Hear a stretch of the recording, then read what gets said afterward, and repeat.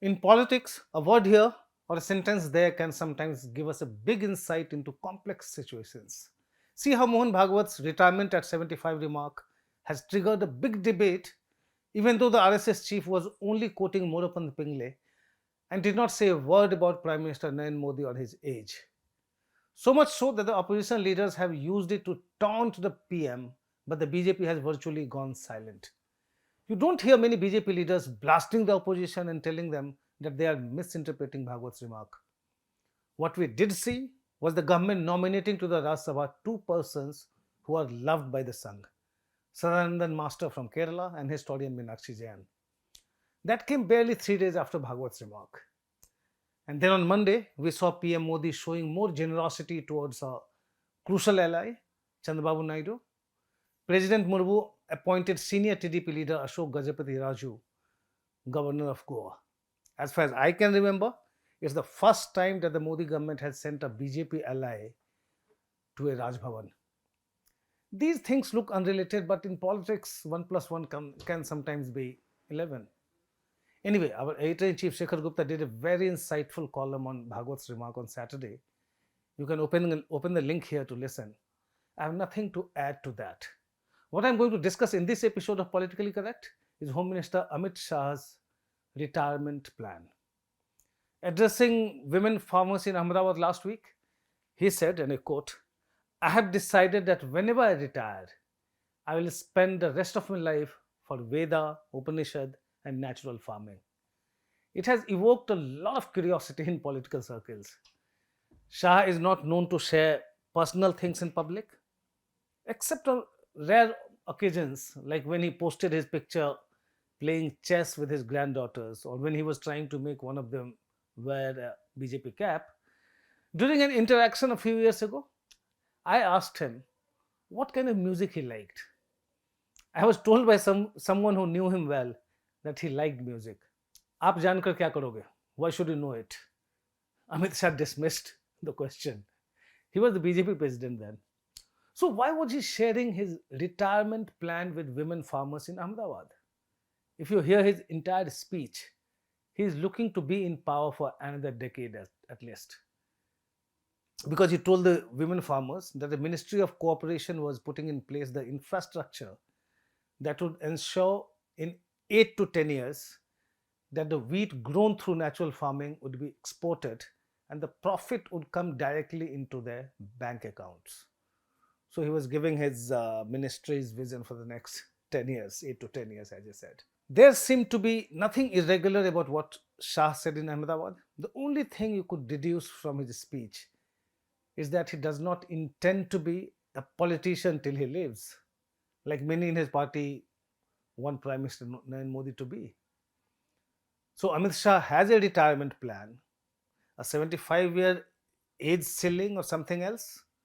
We don't know. That was a plausible takeaway from his Ahmedabad speech. But it's still resonating in political circles. People are wondering why the second most powerful man in India is even thinking and talking about his retirement plan, that too publicly. Of all the people, Amit Shah knows better how every word he says will be interpreted in a million ways. 3 years ago, Nitin Gadkari lamented the fact about politics becoming 100% power centric and said, "I think a lot about when I should quit politics. There are more things worth doing in life than politics."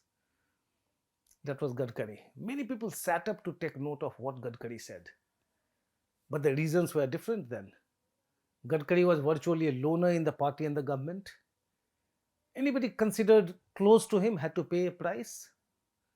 A joint secretary posted in Gadkari's Ministry of Road Transport and Highways, along with his IPS wife, was repatriated to their home cadre overnight for his perceived closeness to the minister. Nitin Gadkari therefore had reasons to be philosophical. Amit Shah is not known to be philosophical, not in public at least. I am no James Joyce. The stream of consciousness is not my thing. Only Shah would know why he chose to talk about his retirement plan. If it has raised so much curiosity in the BJP and the RSS, there is a reason for it. The timing of his disclosure of the retirement plan. Was there a subtle message to the RSS? Many people believe so. Because this comes amid a stalemate over the choice of the next BJP president, ostensibly because of lack of consensus between Modi, Shah, and the RSS. JP Nadda, whose extended term as the president ended in June last year, was always a rubber stamp. Shah was the de facto president and micromanaged the party. The RSS would not have a Nadda like president again, who thinks that the BJP is now capable enough to run its own affairs, meaning that the Sangh should mind its own business. Neither Modi nor Shah chose to rebut Nadda, prompting the RSS to pull back in 2024 Lok Sabha election, which resulted in the BJP's tally coming down to 240 from 303.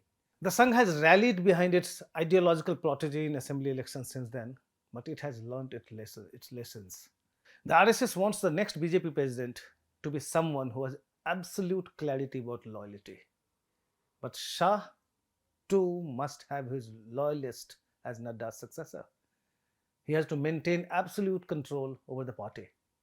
Remember how in 2005 then RSS chief K.S. Sudarshan had publicly asked Vajpayee and Advani, the two faces of the BJP then, to make way for younger leaders. Sudarshan did not live to see that happen. All he succeeded in was to trigger a debate in the party, which culminated in the then Gujarat Chief Minister Narendra Modi pushing Advani out of the ring 8 years later in 2013. Think of the current scenario. There is no ambiguity about what RSS Chief Mohan Bhagwat meant by his retirement at 75 message. Unlike Vajpayee, though, Modi is in power, albeit with a diminishing aura. A BJP president of the RSS's choice would weaken Amit Shah's hold over the party, which he can't afford. In a video interview, BJP MP Nishikant Dubey, a Shah loyalist, sought to set the record straight about the people liking Uttar Pradesh CM Yogi Adityanath so much as Modi's successor. Dubey said that Yogi is a CM today and there is no vacancy in Delhi, not for 20-25 years.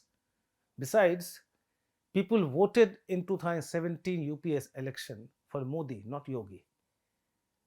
And they still vote for Modi, not Yogi.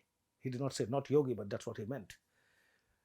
Nishikant Dubey went on to explain that when it comes to people liking Yogi, they like Himanta Biswa Sharma and Devendra Fadnavis too. And then he said, you can't even imagine how much people like Amit Shah, who abrogated Article 370 and ended Naxalism. And then I quote Dubey here, whatever the BJP is today, the credit for it goes to the then president, that is Amit Shah. He was only voicing the sentiments of Amit Shah's acolytes in the BJP. What Dubey was suggesting, though not in as many words, was that if and when the PM's post is vacant, Amit Shah is the natural choice to fill it. For that to happen, Shah has to have a firm grip over the BJP. Its chief ministers, MPs, MLAs, party office bearers, and leaders. The Minister for Cooperation has the most at stake in who becomes Nadda's successor as the BJP president. And no, Amit Shah has no plan to go for natural farming anytime soon. But his message has certainly been delivered to the intended recipient. That's all from me in this episode of Politically Correct. Thanks for watching.